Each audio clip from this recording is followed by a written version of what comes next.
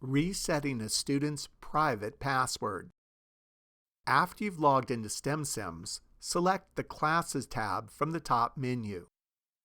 Make sure the class you want to complete a student password reset is the active class. If the desired class is not the active class, select the class from the classes list. To reset a student's private password from this class, select the Students tab from the left menu.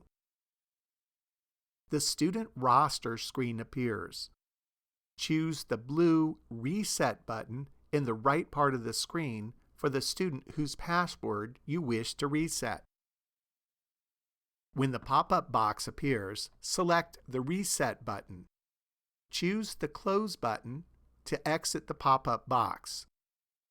The next time the student logs into STEMSIMS, a pop-up will appear asking the student to create a new private password.